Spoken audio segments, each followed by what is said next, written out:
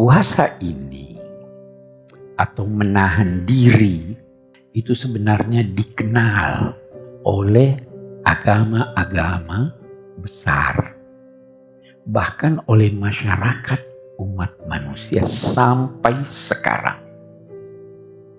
Ada tulisan Abbas Al-Aqad, seorang cendekiawan Mesir kenamaan. Dia katakan, putra-putri abad ke-20 ini melakukan upaya menahan diri untuk tidak melakukan sesuatu yang biasanya dilakukan. Dia bicara tentang agama Kristen kenal puasa.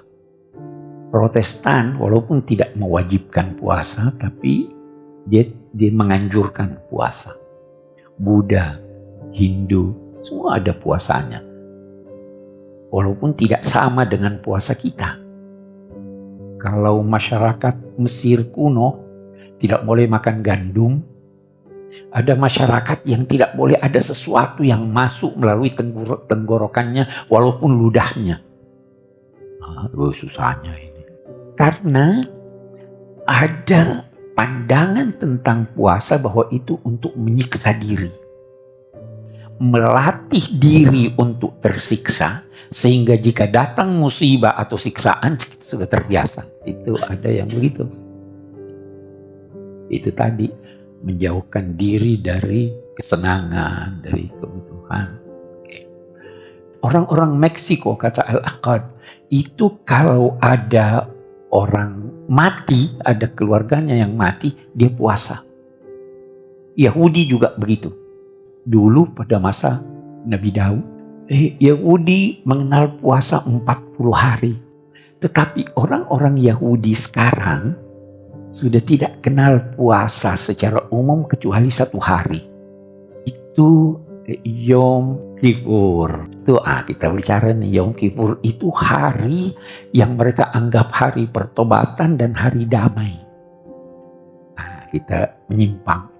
Mesir itu menang lawan Israel karena dia serang pada Yom Kippur. Itu serangan betul-betul mendadak, tidak diduga. Mereka puasa. Jadi agama-agama mengenal puasa. Jadi ada, puasa itu ada. Dan orang selalu berkata ada manfaat puasa. Tetapi buat umat Islam, intinya puasa itu menahan gejolak nafsu. Bukan menjauhi, hanya ditahan. Itu nanti sebabnya kita akan lihat. Kita tidak makan, tidak minum, tidak hubungan seks. Itu dari segi hukumnya. Hanya di siang hari. Malam hari, bagaimana? Boleh enggak hubungan seks? Disuruh. Iya kan? Karena kita hanya mengendalikan keinginan ini. Jadi saya kembali lagi berkata, kalau Anda cuma puasa, tapi tidak ada upaya untuk mengendalikan keinginan Anda, itu substansi puasa Anda tidak dapatkan. Ini yang paling banyak kan itu toh. Habis sahur, tidur, masih bagus kalau habis subuh. Itu bukan puasa itu. Tidak ada imsak.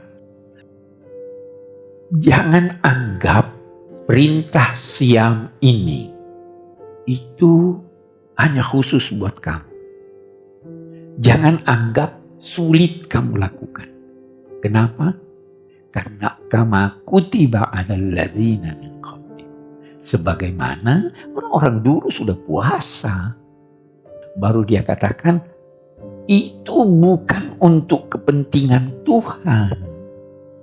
Tapi itu untuk kepentingan kamu. La'allakum tattaqun. Supaya kamu terhindar dari segala sesuatu yang dapat membawa bencana untuk kamu. Jadi bukan buat Tuhan. Itu puasa tidak sepanjang tahun. Tidak ringan lagi nih. Hari-hari yang kamu bisa hitung tidak lebih dari 30 hari. Bisa jadi cuma 29. Ayyaman ma'dudat. Baru apa lanjutannya? Orang kana minkum maridan aw ala safarin fa'iddatun min.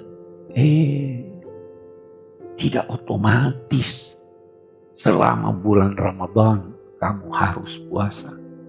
Siapa yang sakit boleh tidak puasa. Siapa yang dalam perjalanan boleh tidak puasa. Jadi tidak memberatkan. Karena kalau kamu dalam perjalanan 70 kilo, 80 kilo, mau sakit apa? Saya kena pisau, luka. Sakit enggak itu? Boleh enggak puasa. Tetapi agama itu nurani. Ukurlah. Oh, ini saya enggak bisa benar ini. Ya kan? Tuhan tidak berkata safar ini, sakit ini, terserah kamu, ukur dirimu. Mau tidak puasa, silakan. Tapi kalau sudah sembuh, bayar utang. Man kana minkum maridan aw ala safarin fa'iddatun min ayyam. Kita lihat sekarang ini. Siapa di antara kamu yang dalam perjalanan atau sakit, maka hitunglah, yakni hari-hari dia tidak berpuasa, untuk dia berpuasa pada hari yang lain.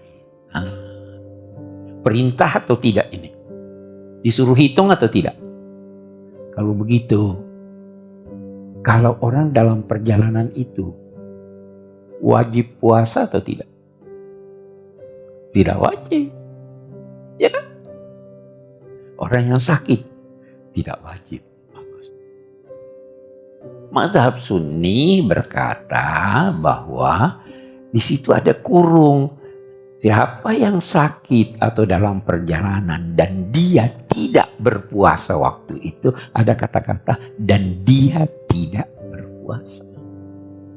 Nah, di sini kita lebih luas sedikit. Di sini dibahas oleh ulama. Itu tidak puasa dalam perjalanan karena letih atau karena perjalanan. Beda ya. Saya dari Jakarta ke Surabaya dalam perjalanan atau tidak? Letih atau tidak?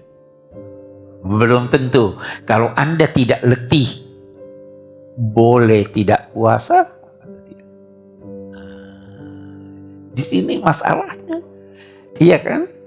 Ada yang berkata bahwa puasa dalam perjalanan itu dianjurkan untuk tidak, baik Anda letih maupun tidak letih, karena penyebabnya adalah perjalanan.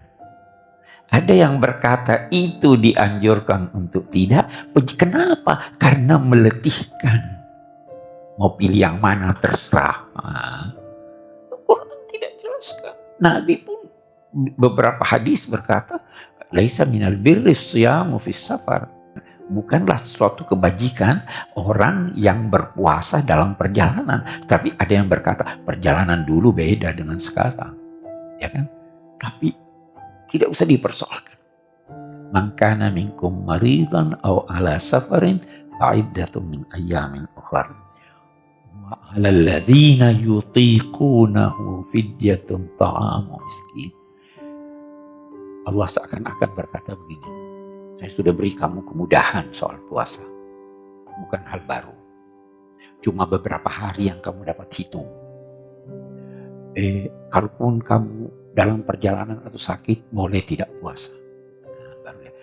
Wa 'alal ladzina yutiqunahu fidyatun ta'amu miskin. Orang-orang yang merasa sangat berat kalau berpuasa, dia boleh tidak puasa, bayar fidyah saja. Kalau Anda merasa berat puasa, tidak usah puasa. Tidak usah diqadha, bayar fidyah saja. Itu lantas ulama berkata bahwa orang yang pekerjaannya pekerjaan berat, boleh dia tidak puasa. Terakhir ada ini mufti Mesir, Syekh Ali Jum'ah. Mufti nih, bukan main-main nih. Dia bilang sepak bola sekarang itu pekerjaan. Kalau ada pertandingan sepak bola, itu boleh tidak berpuasa pemain sepak bola. Tapi pemain sepak bola Mesir itu yang jago-jagoannya dibilang kita tetap puasa, tidak apa-apa. Intinya begitu, tidak ingin memberatkan. Jadi persoalannya kita kembali, bukan untuk menyiksa diri dengan berpuasa, tetapi untuk melatih jiwa agar bisa menekan gejolak nafsu. Itu puasa.